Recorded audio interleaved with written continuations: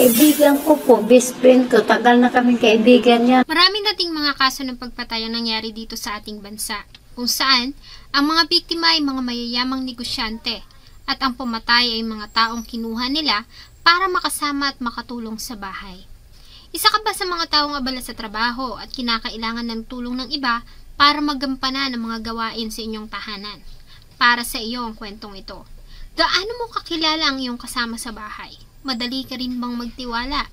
Isa ka ba sa mga taong mabilis mahulog ang loob sa mga maaamong mukha at matitipid ng ngiti? Ang kwento po natin ngayon ay ang karumal-dumal na nangyaring pamamaslang sa General Trias, Cavite. Pinatay sa sakal sa loob mismo ng kanyang bahay ang isang babae sa General Trias, Cavite. Samahan niyo po akong balikan ang kwento ng masakit na sinapit ni Ruby Castro sa kamay ng kanyang kasambahay at matalik na kaibigan.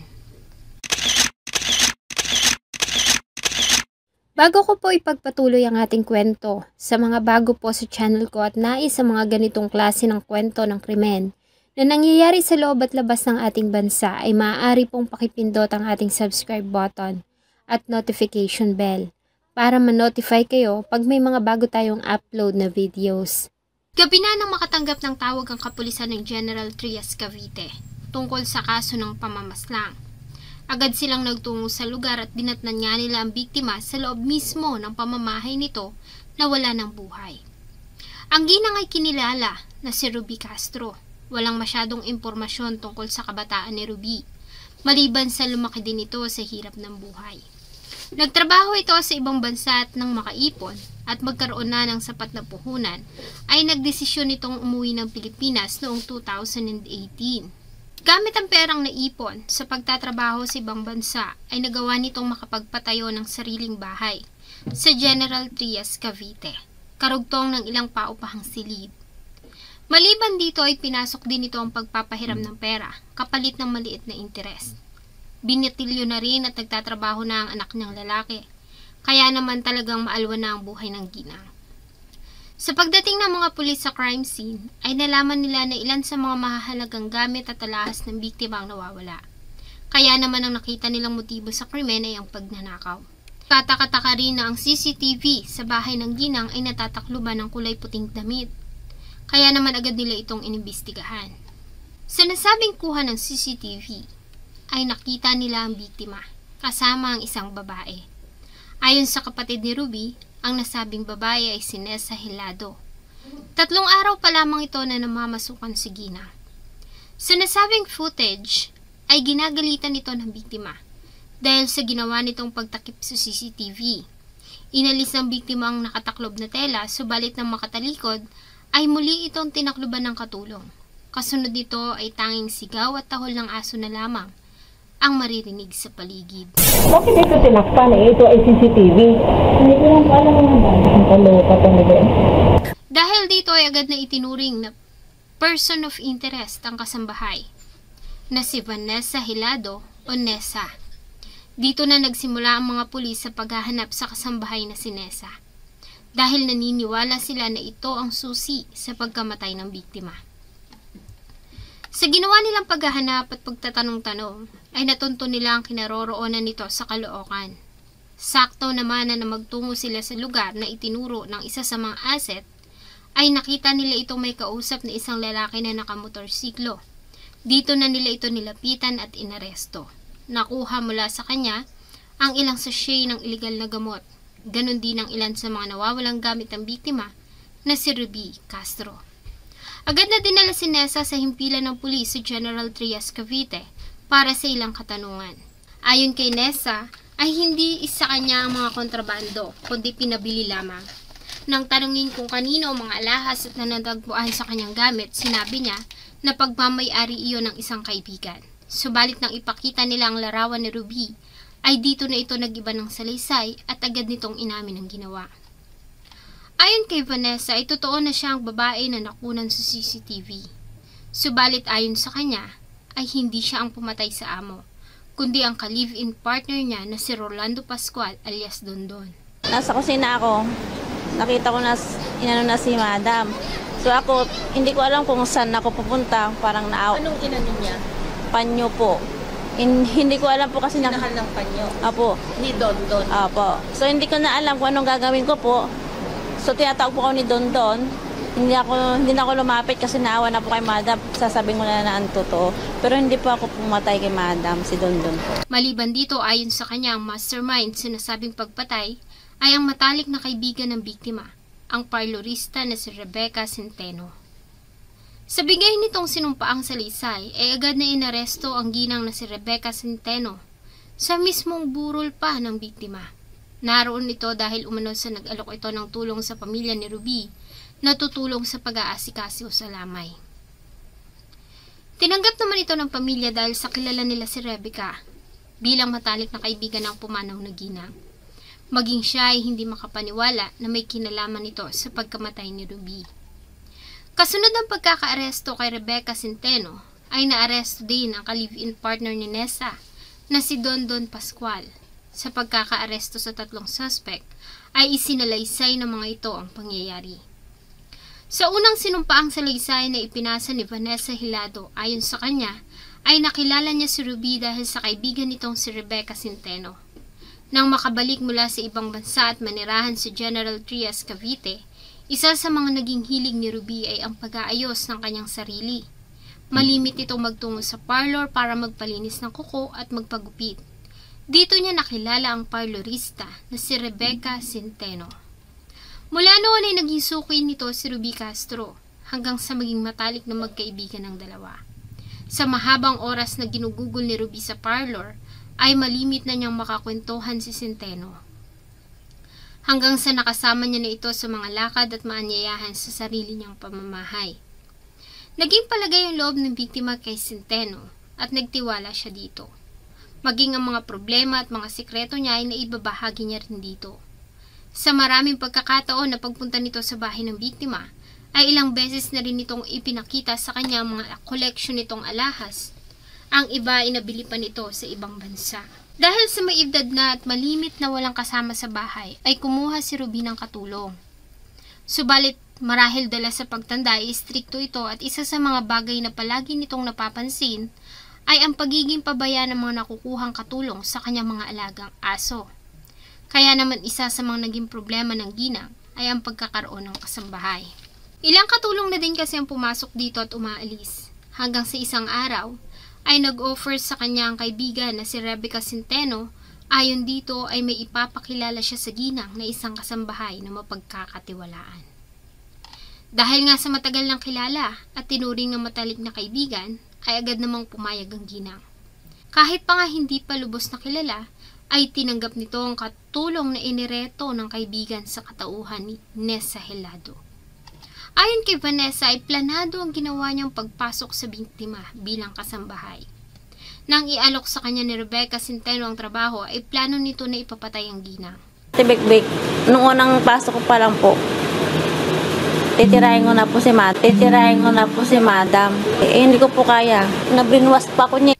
Sinabi din nito sa kanila ang malaking halaga ng alahas na pagmamayari ni Ruby. Alam din nito kung saan nakalagay ang nasabing mga gamit. Itong kanilang naging target. Ayon kay Nessa, pinangako sa kanya ni Rebecca na pag nagawa nila ang plano, ay paghahatian nila ang kikitain at magagawa na niyang makapagpadala ng pera sa kanyang mga anak sa probinsya. Noong gabi nang mangyari ang krimen ayon kay Nessa, ay galing siya sa bahay ng isang kaibigan at gabi na nang nakauwi.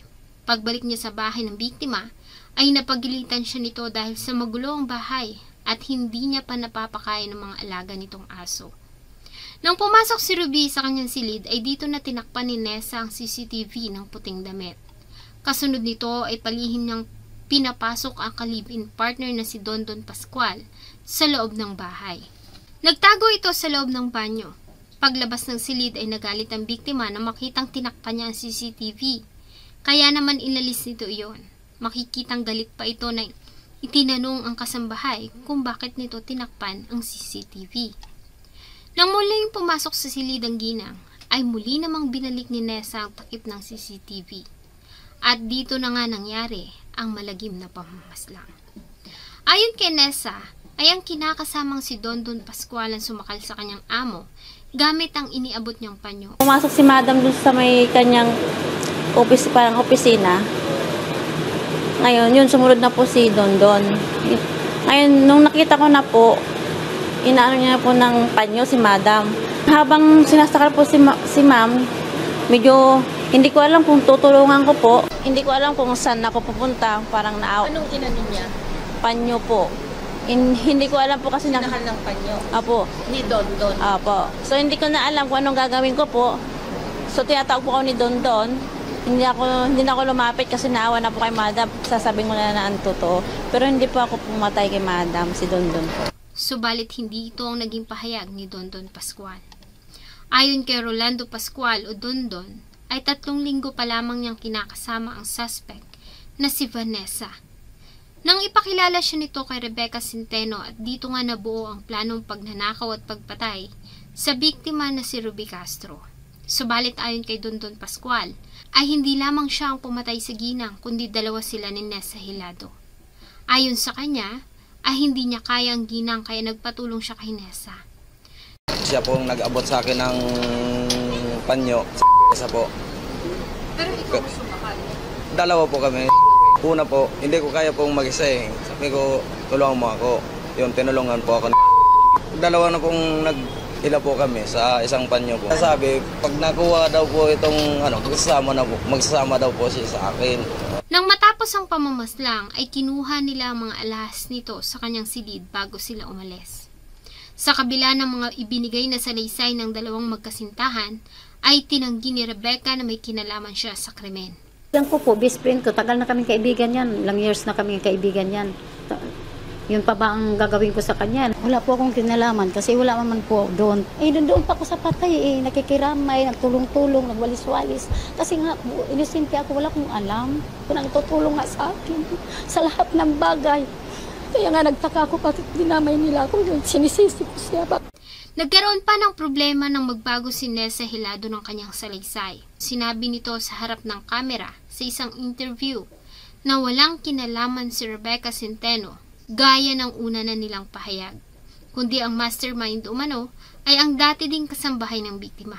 May pinatay po kami. 2 po kami. So yung talaga yung mastermind, yung isa pa pong katulong. So yung sinabi ko na yung isa, so dinamay ko lang po yun. Yung Big Big. Ituturo ko daw po si Big Big kasi siya yung kaibigan. Kaibigan niya yun. Idea yung sa CCTV tatakpan. Siya din po. So yung babaeng narinig niyo po na bali 3 po kami. Para linisin ang pangalan na nadawit sa kaso, ay dumalog naman ang nasabing kasambahay sa himpilan ng kapulisan ng General Trias at nagbigay ng salaysay. Dito ay itinanggi niya na kasama siya sa pumatay sa ginang. Wala po akong sinabi sa kanila, sir. Malinis ang konsensya ko, sir. Hindi ko kaya patayin si Ma'am Ruby, ma'am. Mahal na mahal ko si Ma'am Ruby. Masakit sa akin na wala si Madam, ma'am. Siya lang makatulong sa kahirapan namin. Nang muling magharap-harap ang 3 mga suspect, ay muling nagbago ng salaysay si Nessa Hilado.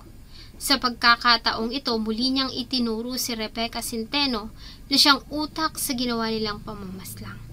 Kawan ka ng kawan. Tinuturo ako? Ikaw naman talaga, te. Aminin mo na, te. Te, nag-amin na te. Anuin mo na te. Paano ko aaminin? Wala man akong ginawa, wala man akong... Sa totoo lang, malinis ang aking kamay, malinis ang konsensya. Kasi hindi ako pumatay na... Dahil dito ang 3 ay agad na sinampahan ng kasong robbery with homicide sa Prosecutor's Office ng General Trias, Cavite. Sa ginawang inquest proceedings ay nagplead ang mga suspect na sila Vanessa Hilado at Rolando Pascual ng guilty.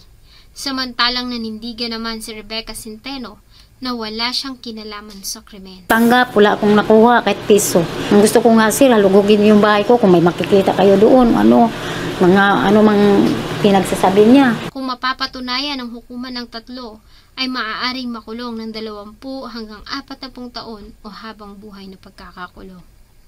Para sa pamilya ni Ruby ay malakas ang kanilang paniniwala na may kinalaman si Rebecca Centeno sa nangyari at naniniwala sila na makukuha nila ang hustisya.